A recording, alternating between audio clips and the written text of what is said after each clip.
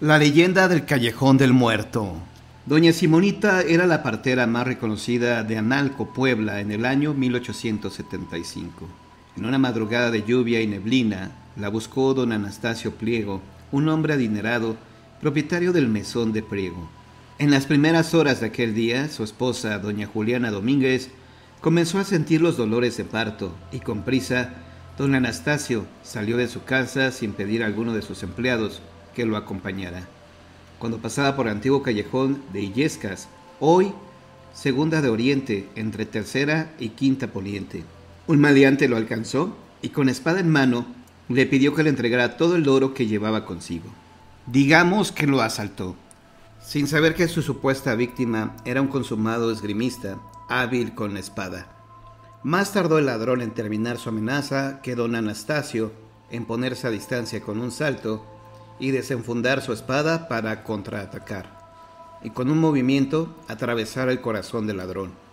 Como si nada hubiera ocurrido, don Anastasio continuó su camino en busca de doña Simonita, con quien regresó apresuradamente a su casa, pero ya no pasó por el callejón, sino que tomó otro camino.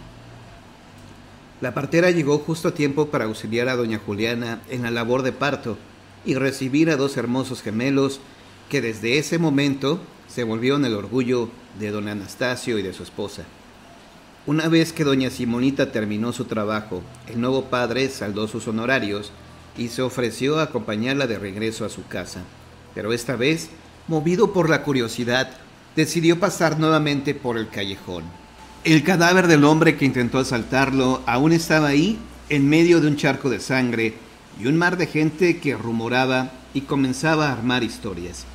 Posteriormente hubo quienes decían que durante la madrugada el alma del maleante penaba por ese lugar y que por eso comenzó a ser llamado el Callejón del Muerto. Con la intención de que el espíritu del ladrón descansara en paz, los vecinos realizaron misas en su honor y uno de ellos, don Marcelino Illescas, incluso mandó a construir una cruz que aún puede verse en el muro de una de las viviendas del callejón. Tiempo después, el padre Panchito, titular de la parroquia del Santo Ángel Custodio, cerraba el templo cuando un hombre se presentó ante él para solicitarle la confesión, a lo que el sacerdote accedió. Después de recibir la absolución de sus pecados, el hombre que se cree era el ladrón desapareció ante la mirada sorprendida del religioso, quien al día siguiente amaneció con un terrible malestar y murió después de contarle lo ocurrido a su sacristán.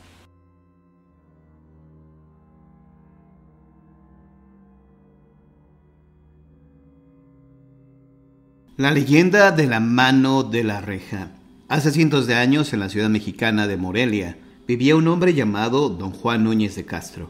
Él tenía una hermosa casa ubicada en la calzada de San Diego. El señor, rico e importante, tenía una hija muy bella llamada Leonor, cuya madre había fallecido al dar a luz. Tiempo después, don Juan se casó con doña Margarita Estrada, una mujer cruel y ambiciosa que estaba celosa de la hermosura de su hijastra Leonor. Por eso nunca le permitía salir a ningún lado, ni asomarse a las ventanas.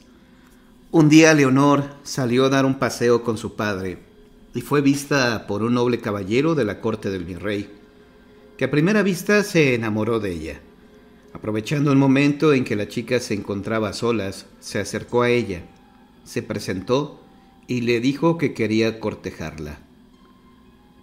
Leonor, quien nunca antes había visto a un hombre tan atractivo como este, aceptó, sintiéndose enamorada desde el primer instante.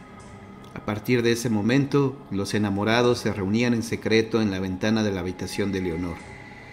Su pretendiente le dedicaba poemas y canciones que la hacían soñar con el día en que se casarían.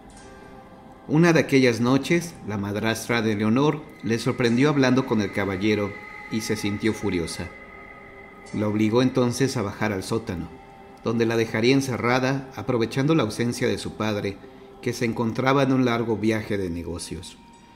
Ahí Leonor tenía que dormir en un cuartito frío y oscuro, con una única ventana al nivel de la calle, cubierta por una reja.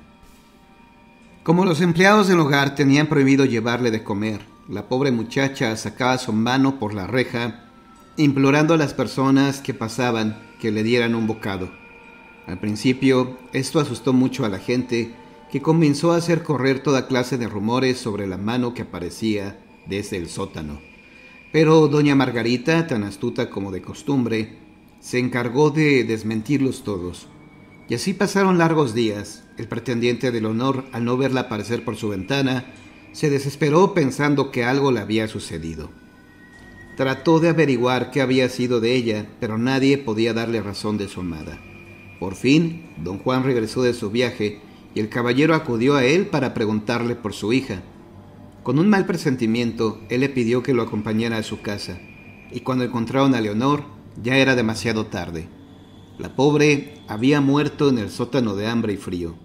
Doña Margarita fue acusada del crimen y enviada a prisión, junto con los empleados que la habían ayudado. Y aunque muchos años han pasado desde entonces, se dice que todavía es posible ver una mano pálida y temblorosa que sale por la reja pidiendo una limosna.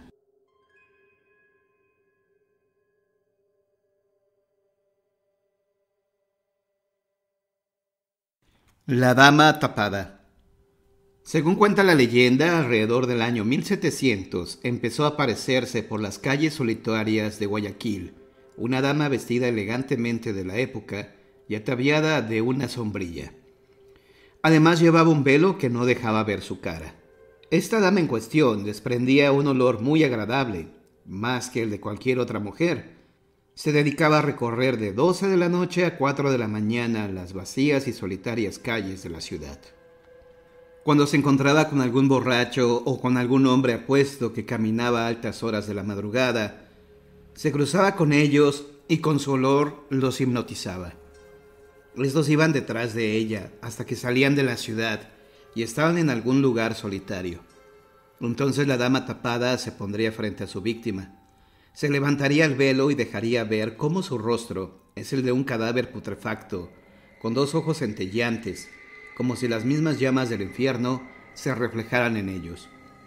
Después de este encuentro, algunos han desaparecido y no se han vuelto a saber nada de ellos. Otros aparecieron muertos por diferentes causas, algunos del susto, otros por el olor pestilente que emanaba su cuerpo, y otros más por ataques epilépticos echando espuma por la boca.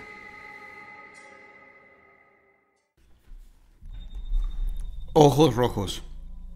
Un hombre fue a un hotel y se dirigió a la recepción para registrarse. La señora que atendía le dio su llave y le comentó que en el camino a su habitación había una puerta sin número, la cual estaba cerrada y que a nadie le estaba permitido entrar, en especial que tampoco debían mirar adentro del cuarto, bajo ninguna circunstancia.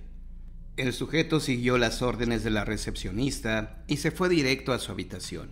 La siguiente noche su curiosidad no lo dejaba en paz, así que el hombre decidió ir a revisar esa puerta sin número. Cruzó el pasillo y llegó al cuarto. Trató de abrir la perilla. Desde luego estaba cerrada. Se agachó y miró por el cerrojo. Sintió una brisa fría en su ojo. Lo que vio fue simplemente una habitación común y corriente, como la de él. Pero en la esquina de esta había una mujer cuya piel estaba completamente blanca. Estaba recargada con su cabeza contra la pared.